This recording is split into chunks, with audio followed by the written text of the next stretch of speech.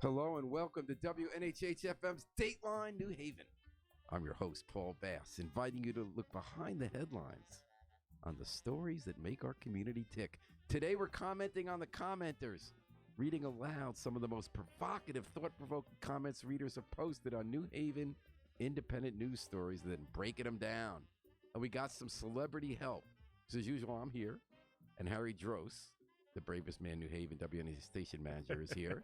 And we're joined by Bob McCormack in the WNHH studio. Bob's an old school radio host who's ticking off some of the old places he was before he went on the air. Bob, you had YBC, Woman Radio, which we forgot about. That was in the 80s, right? Yeah, that was like a late 70s, early 80s. And that was a rock station on AM? Yeah, it was rock, geared towards women, of course. Was it 1220? It was 1220, and it was a house on Denslow Hill Road I've in been Hampton. in that house because then someone else bought it. I remember there was briefly a New Haven Independent radio show there in the 80s when some other guy bought it. Okay.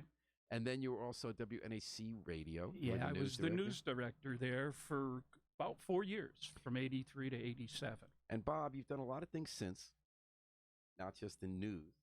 No, I've actually called you on Mayor Mondays. Yes, you have, a familiar voice. But you also are one of the closest news watchers in town. It's in your blood. It was in your dad's blood. It's in your brother's blood. You are the news family. And no one is more on top of the news in New Haven than Bob McCormack.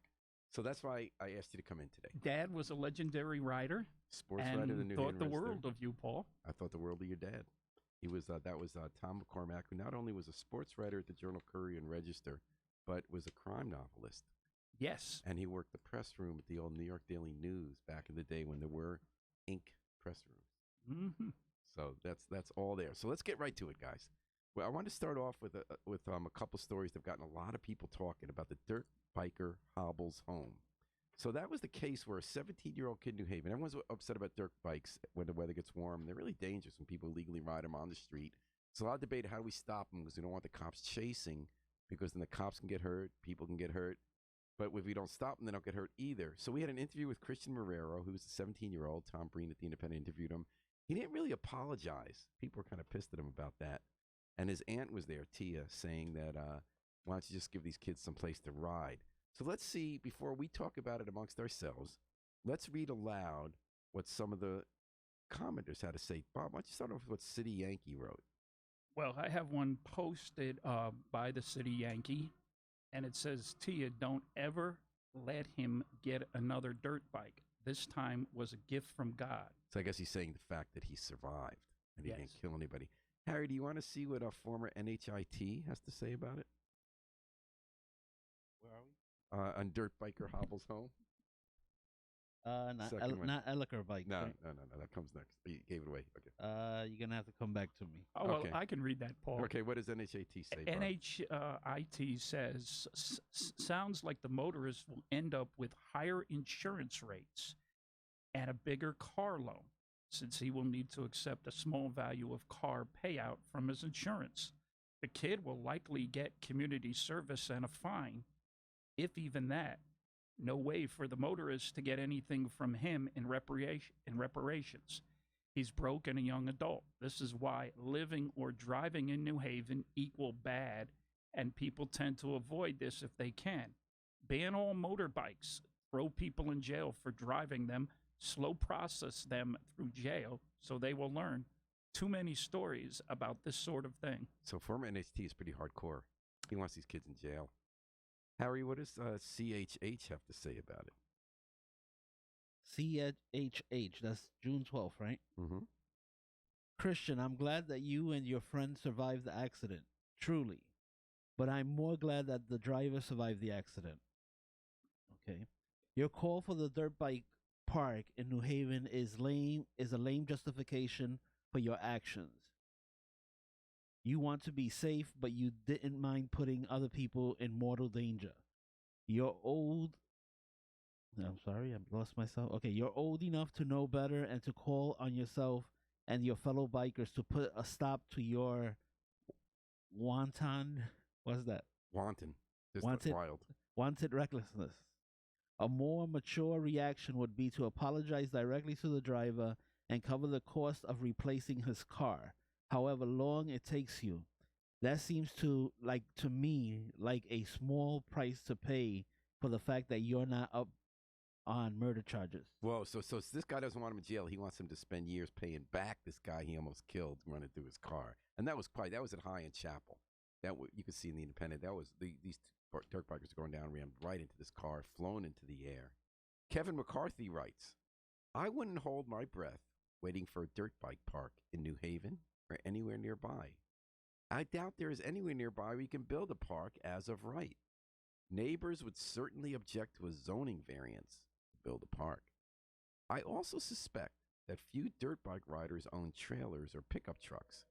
Even if a park was built, they would ride their bikes illegally to get there. Well, Bob, you get to read what Bill Saunders had to write because he's always interesting. Well, I wanted to read another comment, and I hope we get to it. Bill Saunders wrote, all of these dirt bikers should start meeting with community officials, building their inside base, and put in an application for next year's.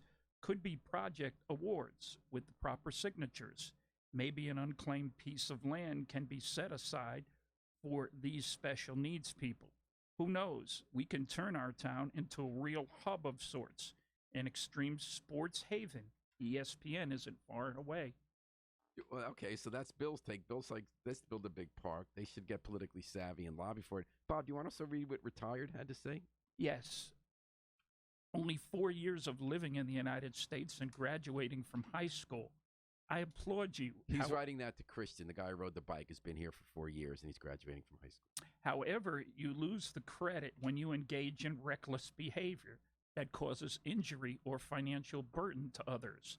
I spent a good amount of time at the PD side by side with Lieutenant Jacobson in trying to bring order in the city in regards to dirt bikes. I have arrested. I have taken and towed bikes away. I have offered to pay for some of these kids to join a motocross dirt bike park that you can find in Rocky Hill and Milford, but that would require them to trailer or tow them to the park. I have testified in Hartford for legislation on dirt bikes and ATVs to increase fines and to govern harsher rules and regulations for operation on city streets. Bottom line is these kids ride bikes to enhance the adrenaline they get by breaking the rules and baiting the cops in a chase that they know cops will not do. They feel real invincible. They borrow and steal these bikes any chance they get. They all tell you that they want a dirt bike park so they can ride safely. Lies. Problem is, they are not mature enough to understand the danger they cause to themselves and others. Their parents are useless, and if they talk to them like I have, you would understand these kids' behaviors. How do you let your kid ride a dirt bike out of the garage and onto the city street knowing it is illegal? A good solution, and I have tried many, but I never tried the drones to monitor and follow the riders. I hope this is still on the agenda at the PD. It might be worth a try. Also, distributors and retailers who sell these bikes should be able to send a weekly report to the local PD or state database of names and addresses of the buyers. And if the buyer's family are on any kind of assistance from the state, well, you know what I would do with that assistance, then maybe some families will be more responsible. So that was a retired cop. So he had a lot of real experience he brought to that question. I love these commenters. They bring up so many interesting things. Harry, you got Westville Voter, who I think I know who that is. He's not someone who really knows stuff. He gets angry. Yeah, that cop kind of Spelled it out. convicted everybody too. I'm really tired of these stories trying to make everything turned blurry on me. Scofflaw dirt bikers into sympathetic figures. Sorry, everybody, my allergies. Everything turns blurry on me. If he had hit a less substantial car or, God forbid, a pedestrian, someone could have been seriously injured or killed. Those who advocate accommodating this dangerous behavior by investing tax dollars in dirt bike tracks are delusional. We have better things to do with our tax dollars. Instead of rewarding those who endanger us all, we should insist on enforcing the law and getting the dirt bikes and quads off of our streets. Ben Tracton, who is another often not the happiest and Kind is coming. Actually, Paul, I love this comment here by Ben. He's a great comment. He is great. So Ben And writes. it makes a lot of sense, too. Ben writes, glad the kid's okay, but there have to be consequences for bad behavior. He should be responsible for any losses the driver sustained, even if it takes 30 years and is paid back $10 per week. The reckless behavior is inexcusable. I have plenty of rider friends who pack up their vehicles and drive to a suitable location where they are allowed to ride. Usually private property where the owner is willing to take the ridiculous risk and dumb enough to think his insurance company will cover an injury should it happen. There will not be a legal local public riding option. It's just too much liability for a municipality. And Ben's a lawyer, so he knows that. All the waivers in the world won't help. There is no wording or release that can offer protection. If a person is injured, they'll expect compensation. This is America. On the subject of money, I wonder how much this kid's 11-day trip to the hospital cost and if it's covered by insurance. I'd guess $200,000. Add in the cost of police, EMS, fire, prosecutors, court time, the damage to the vehicle, lost business while the seat was shut down, etc., and the real cost of an incident of this. It's probably north of $500,000. Will the taxpayers be eating that? Does the hospital charge the feds for his care? Or do they write it off with some program and pass it on to every other patient? Obviously, with no vehicle insurance for the dirt bike, the car driver's insurance company will be paying the property damage claim for the total car and passing that cost along as higher premiums to everyone. These might be good kids, but they're making bad decisions. I get surrounded by these groups in virtually every neighborhood I drive in. On Chapel near Edgewood Park, near Route 80 in Quinnipiac, downtown Fairhaven. Where are the parents to step in and say stop or to drive them to a safe place? Do other towns have this roving gang of dirt biker problems like we do? Coddling them is a bad idea. Our right to safe street trumps the right to ride. Ben was worked up on this. Yes, he was. Bob, let's read a little more, Harry, and then we'll see what people think. What did Elm City Townie have to say, Bob? I am truly happy this young man is alive and that the other motorist is as well. I do think this story is not the true side. These bikers feed off the acts of riding on city streets. They are not looking for a motor park or a safe area. They intentionally do this on our streets and highways because that is what they like. Do not be fooled that if we can get them a safe park, they will go.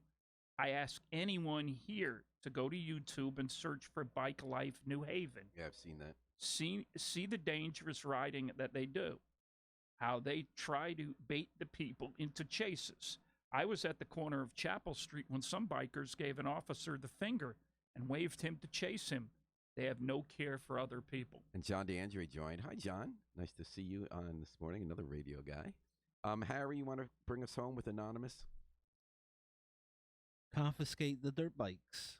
The next time they blow a light like this, they will kill a toddler, paralyze a young mother, or turn a couple of healthy grandparents into vegetables.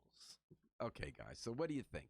We heard a lot here. We hear every time we write about dirt bikes, people are understandably very upset because it's really scary. The dirt bikers, some of them have almost lost their lives. There's one guy last year, I think he's permanently not paralyzed, but only semi-functional the rest of his life. You definitely can hurt not just property, but human beings. There was a 7-year-old once who was hit at a bus stop a couple of years ago. But it's a hard one to solve. Because in New Haven, we've decided that cops are in more danger, the riders are in more danger, and the public's in more danger if the cops start getting into it even faster, wilder chase. Any thoughts, Bob, Harry? Well, where do we put a dirt bike park? That's my first question. I guess the East Shore by the tanks. Yeah, it'd be tough. But I think people are right, Bob and Harry, that you do go to Bike Life. I've interviewed the bikers. They're not looking for a bike. They like going on the street and being outlaws. That's kind of the Weren't fun there of a few years ago, there were bikers down on Long Wharf, in the Long Wharf area. They rode throughout the town. They even got up on the highway. I think some of them even were arrested at one point. They did because they go on social media and then they wait. Sometimes the cops are able to catch them when they once followed a guy from behind and he just ran out of gas or something. And sometimes they try to get the license plates. One officer, Christian Bruckhart, is really big on the drones. He thinks that drones will help us catch these guys without risking anybody. What are your thoughts on that, Harry? I don't think they want the parks. I think they're right. You're foolish if you think they actually want to actually follow the law. Right. their whole purpose make the of video. being on the middle of the street and actually driving towards you while you're going the right way, and then all of a sudden a motorbike comes right at you, and then I've had that with the kids too. And it's insane. And it's not all kids, by the way, guys. No, Some of these people are 20s and 30s who do these. They get a lot of these New guys London. There were a are bunch coming from New London. grown men. Yeah. Well, Okay, so you know, bikes. What do you think about I say drones? confiscate. But how are you going to get them?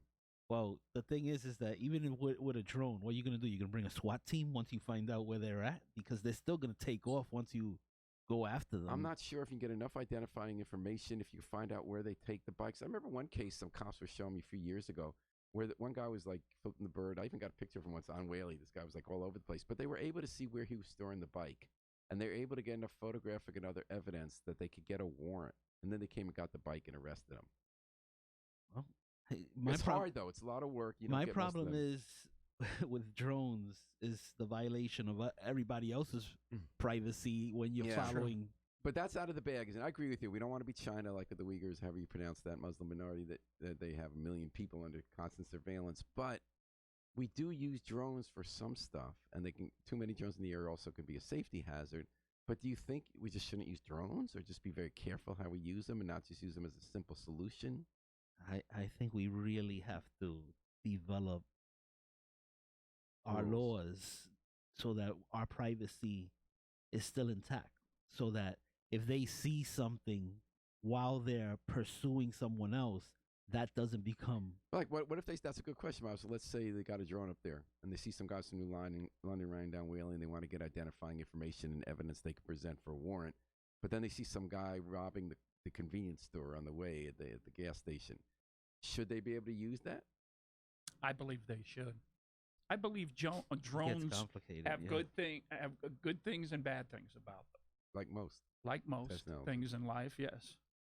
But you would use them for this. Yes, I would. Well, you see, I think if you're using drones, you have to, where you would expect to have your privacy, the privacy, your privacy should be respected there. Now, if you're robbing a store, there's no privacy expected. Well, the other thing is that we might not be aware always of how we really don't have any privacy once we walk outside of our doors often. There's so much surveillance already, private surveillance. Yeah. Every time there's a crime now, like that officer involved shooting on April 16th in New Hallville, there were like 3 different surveillance cameras around. It wasn't the police body camera. that gave the Absolutely. best I know view. Waterbury just asked the citizens to register their private, security cameras so that they could, if they know that a crime has been committed in this area, they look up who has their camera registered and they could just go in. It's really interesting. So, Bob, you say they're goods and bads, but you would say go more into the drones.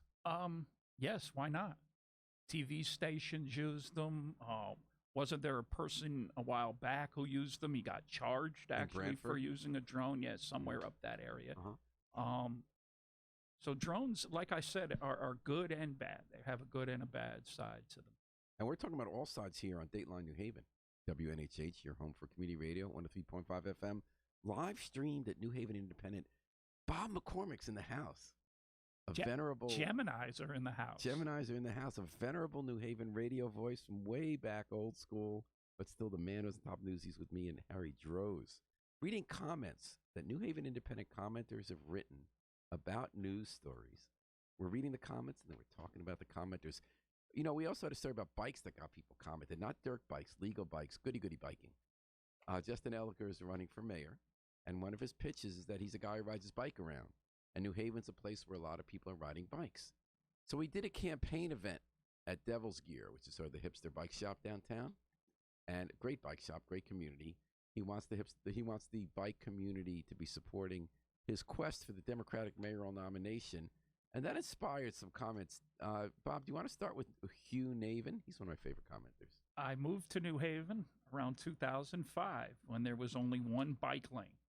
In parentheses, he has Orange Street. After 13 years of riding to work every day and for pleasure, I gave up. I now drive, walk, and occasionally take the bus, even after all the new bike lanes and sharrows were painted. I still didn't feel safe riding, and I realized the risk outweighed any perceived benefit. I did actually feel healthier when I was riding every day. I was lucky I never got hit by a car, though had many close calls, all while obeying traffic laws. Nothing short of separated bike paths would get me to commute by bicycle again.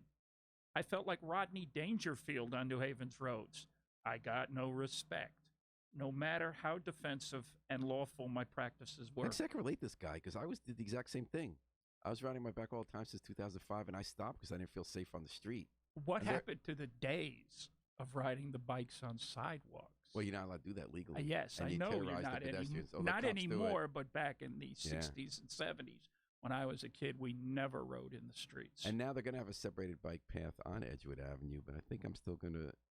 I don't feel safe on the road. It's their fault and my fault. But Harry, what did living in New Haven have to say? Living in New Haven always gets people talking.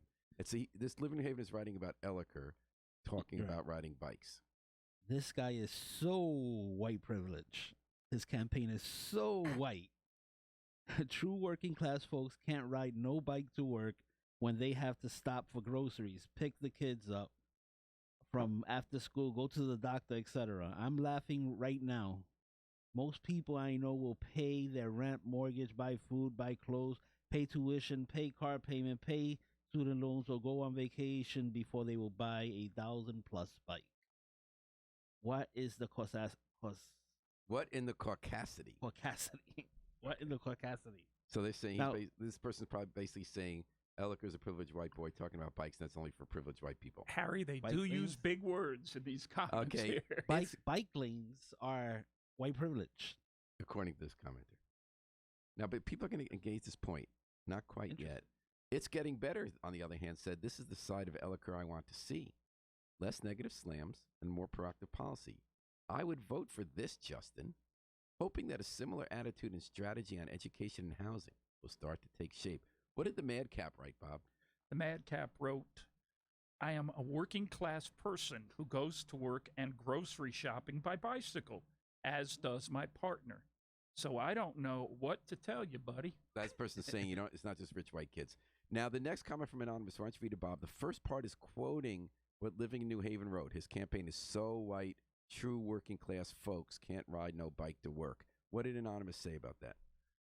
Anonymous wrote, people who ride bikes are overwhelmingly young men of color and people who can't afford cars. Get out of your bubble of privilege. Just walk down to Whaley or Grand and look at who is riding bikes. Talk to a few people coming out of prison who aren't allowed to have a driver license but need to find ways to get to work. What did Esteban write, Harry? Ditto, Hugh Navin. Okay. I was nearly crushed between a parked car and the side of a Connecticut company bus several years ago. I was very lucky to have ducked into an empty parking spot as the bus went by. Otherwise, I wouldn't be here to tell the tale. Beaver Hills wrote, hey, living in New Haven, wow. I suggest you go outside and take a look around. There are cyclists of all socioeconomic levels, races, and ethnicities in our city. Getting more working class people to bike is something that our city government should actively be trying to do because it is so much cheaper than driving. My annual cost of bike ownership and maintenance is about half of what I'd pay for a month's parking if I drove to work. My biking to work also allows our family to get around with one car, saving even more money. I also find it easier to run errands and get to the doctor when I can just walk out my office door, hop on my bike, instead of having to walk to my car, sit in traffic, getting out of a garage, etc. The city should actively be trying to get more people to bike as a method to address poverty. Don't use working class people as a scapegoat for how our society taxes poverty. Take away the barriers and make people's lives better. What did Tim Holohan write, Bob? Tim wrote, living in New Haven has no clue about living in New Haven if they think that you can't take your kid to school, shop for food, go to the doctor, whatever on a bike. Or as Anonymous pointed out, if they think that only white people ride bikes in New Haven, there are lots of ways to get a decent used bike capable of carrying a child seat or saddlebags for a very low price. Compared to the price of a car, taxes, gas, maintenance, parking and tickets, and insurance, even a fancy bike is a great deal. still wrote more there. I've been taking my almost kindergarten age daughter to daycare 3.5 miles from Westfield to downtown most days for the past 4 years. It's been great. Occasionally, a nervous driver honks at us before they pass. No biggie. I tell B to wave. We got a flat a couple of weeks ago, and I had to walk a bit. B didn't love that, but that was the biggest problem we've had. It could have happened in a car, too. My wife and I frequently stop for groceries on bike. There are a few rainy or icy days when it's better to drive or take the bus.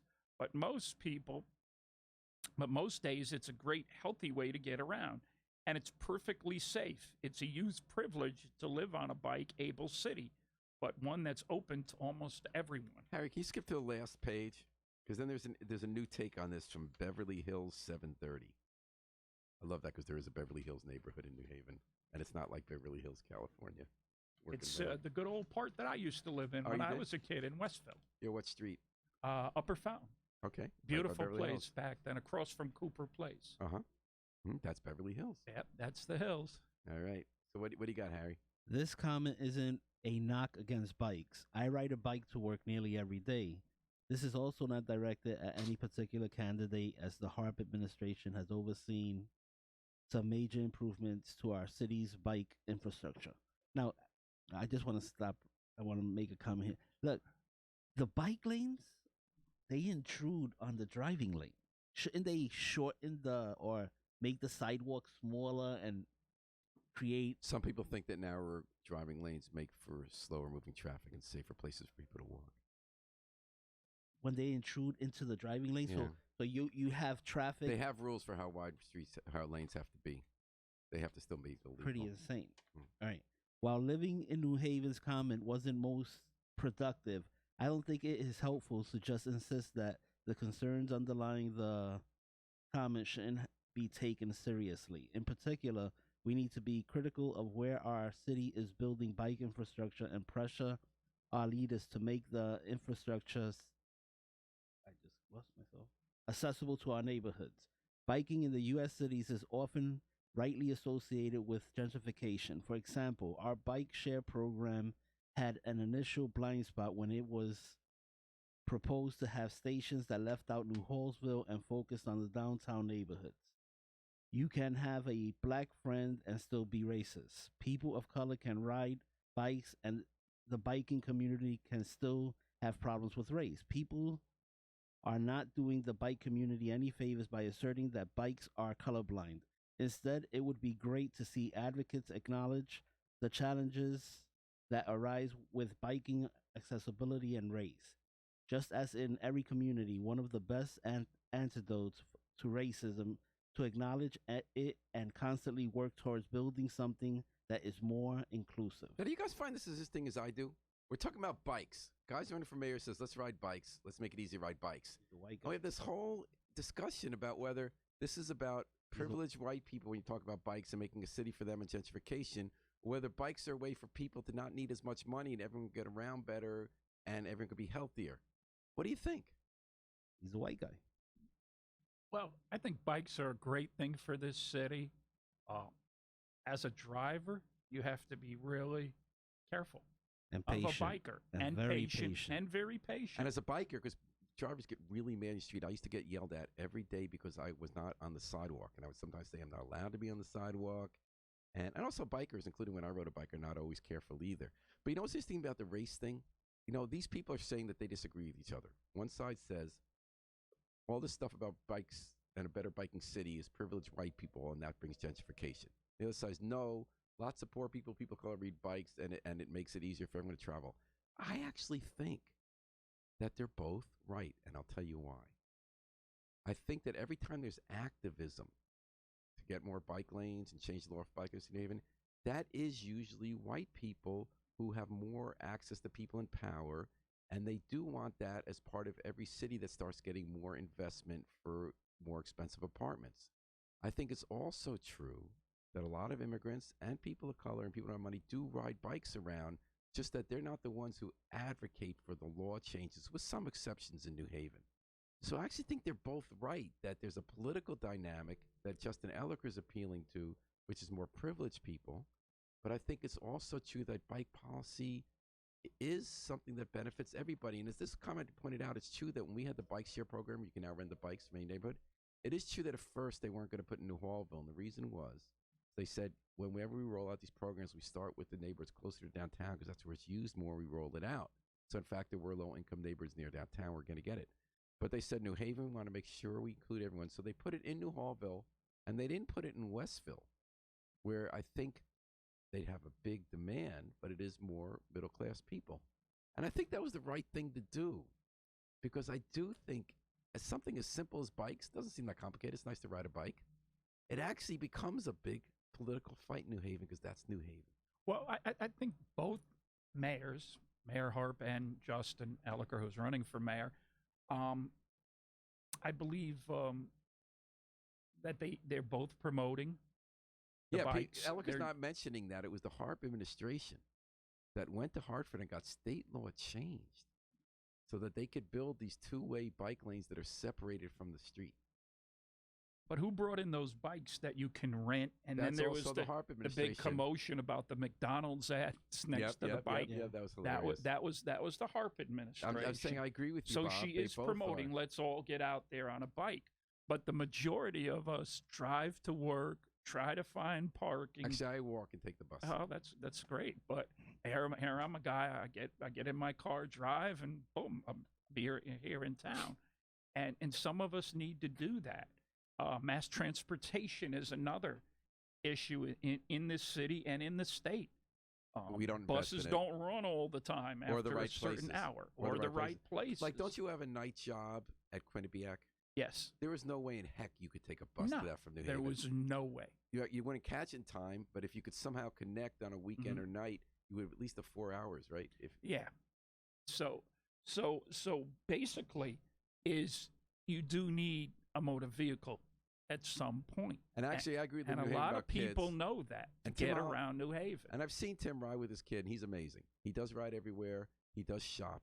But when I had kids, little, because now they're grown, those years, my wife and I, who loved to bike to work, I would always drive when I had the kids. I felt like if you had to pick them up from school, and they were young, and then if you she used to take one kid to the bike when she was little, the daycare that was near where she was going. But otherwise, we'd go pick up groceries. You can't put them all on a bike when you have a house. Of course not. Or the laundry. And you can't wait for 4 bus connections, like you were saying, Bob, to get from one place downtown to another place on Willie Avenue, to another place to your house. You'll be spending all week. When you have kids, you got a lot to do. You got to take them places. You got to feed them. You got to cook. You got to do laundry. You might even want to hang out a little bit, And so I do see where living in New Haven is going, even though I think it's great what Tim does, and it should be possible. I don't think that's the norm. I agree that Mayor Harp's administration has done a lot to try to get people out there to, in other ways, commute to work or commute to downtown New Haven. They do. They have a whole program where they do a challenge every fall to take, prizes. How many hours in your workplace for who takes buses or walks or takes bikes. Yeah. And Justin Elicker rides a bike all the time. Right, I've seen him ride He bikes. makes a point about that. So he's saying, vote for me because I ride my bike. And some people on the Harp people say that's a diss. So you're making fun of a 71-year-old woman who doesn't ride her bike around, but is helping bike access And I happen. think the race thing is just the easy thing, to point out this guy's a white guy, he's privileged, all of the, the Democrat things, because the white man is the enemy. They're the ones who are keeping you down. And if he wants a bike lane, of course he has a $500 bike. It's the easy things to pick on. It's New Haven politics. Paul, this morning I was looking on my Facebook page, and I saw an organization, a business, gave away bikes to African American children. Oh yeah, they gave away several bikes, maybe even hundreds. And that does happen. And there are also bike events, Bike New Haven, all summer. Right. And I thought it was great to see little kids, maybe 4 and 5 years old, and on Bob, a do bicycle. you remember in 2005 and 6, there was, at the time when all the white people were pushing for more biking in New Haven, simultaneously there were groups of young black teens who were riding in groups of 10 and 20 and circling people and attacking them or threatening them. And people were very scared about black kids and bikes. And we had this moment where we were a little schizophrenic in New Haven. bikes, bikes, bikes. Be scared of kids on bikes. I remember I used to have, like what Harry was saying about the motorbikes.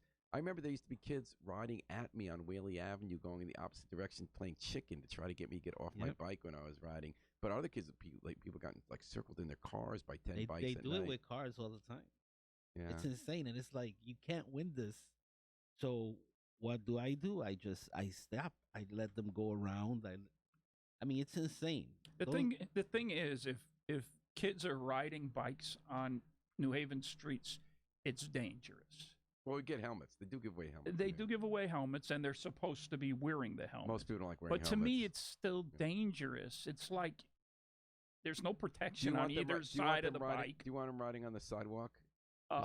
That's against the law, but some people do it anyway. Even cops do it sometimes. Yeah, I would say sidewalk. Now, pedestrians get very Up to worried. a certain age. Up to a certain age. Oh, okay, there you go. So I know my sister used to walk around getting scared to death of these people on bikes going fast on the sidewalk and almost running her over.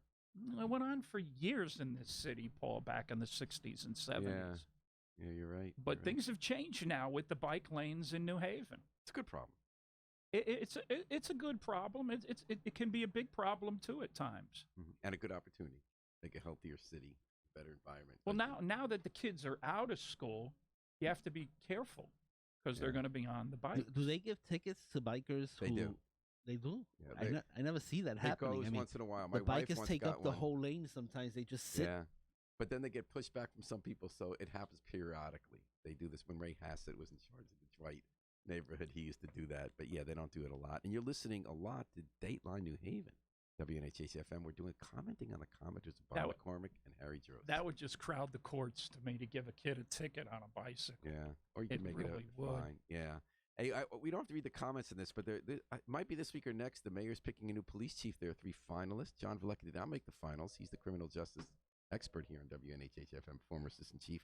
Kenny Howell, retired lieutenant.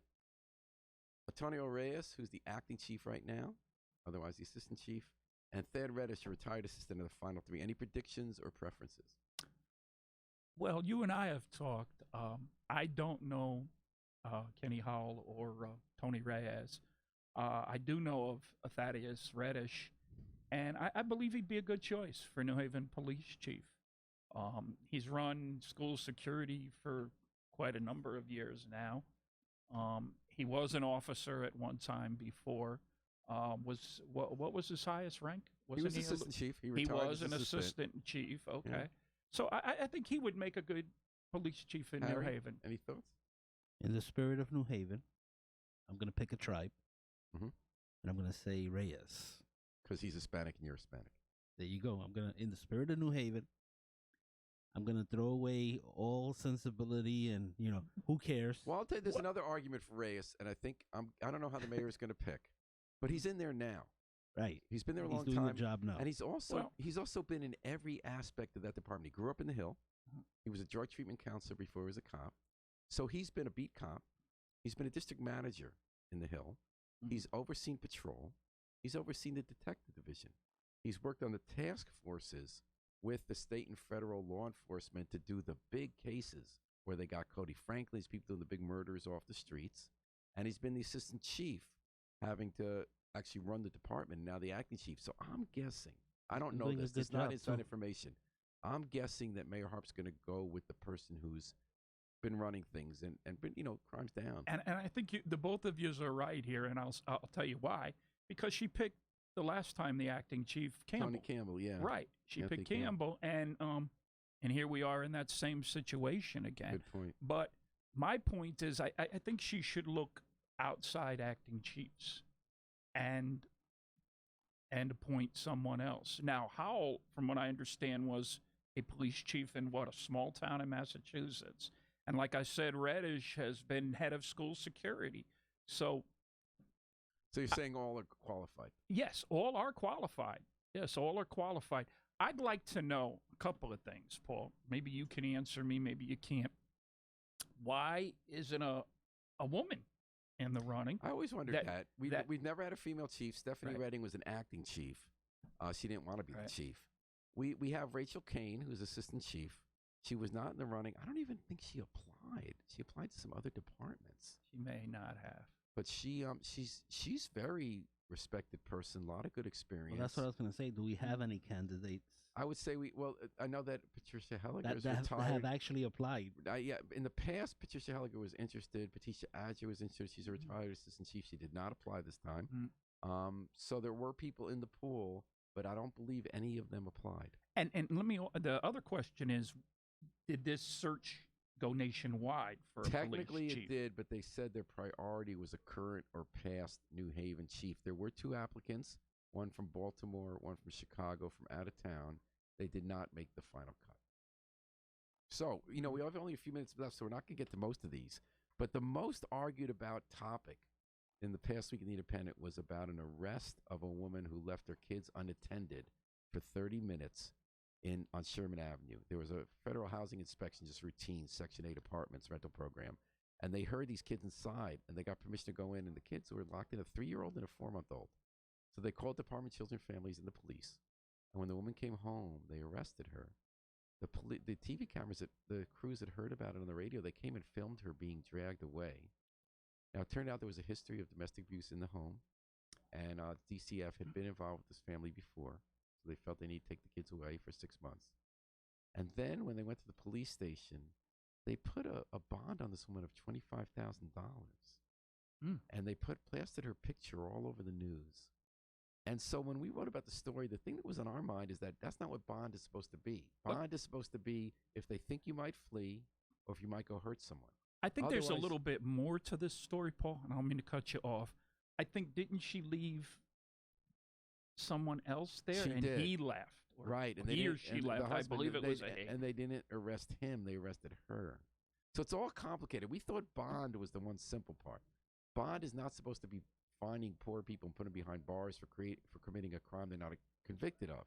Yeah, It's only supposed to be if you're not going to show up in jail. There's some reason to believe you're going to flee the country or that you might hit somebody. And or the shoot 'em. picture I saw of her on TV, she had like a shirt or a jacket over her head. Yeah, it was terrible. It was like terrible. So we I'm didn't like write saying, about "Come it on, the really?" first day. We went a week later, and she said, "Thank you. We want to hear my story." And the story did raise questions. She didn't take responsibility for it, but she said she was humiliated. She had to borrow from a friend $1,200 to get out of jail, and people said that doesn't really help you solve But the should problem. she take, I know it's her kids, but she leaves the kids with somebody else. They're just as responsible Oh, definitely. for is leaving that these sexism. kids alone. Harry, is that sexism that the mother but not the father was arrested She left the kids, right? with the father? She And left he- the kids with the father. Who's not a responsible guy. He has all sorts of guilty pleas on felonies. He's had domestic violence, and he left the place and locked them in a room. They charge him? No. They didn't charge him with anything? No. Well, that's insane. That's insane. I mean, she should, and they have a history, right? So she should have to deal with some of her issues too. She should be responsible. But the father leaving the kids, that's a All right, totally let's different thing. read a couple comments. Okay, see what did Elm City Lover have to say? Oh, I love that name. I am for abolishing cash bail, but is this woman really the face representing that cause? Thank God that the house didn't catch fire with the kids locked alone in the house. She doesn't seem to accept responsibility or take seriously her actions. Why don't you go ahead, Bob, and also tell us what Wes Unidad had to say. When you're poor, you do what you have to do. She probably didn't have any choice if she wanted to get one of her children to the bus on time. And let's be honest, if you're a parent, you probably had to, at one time or another, leave your kids alone for a few minutes.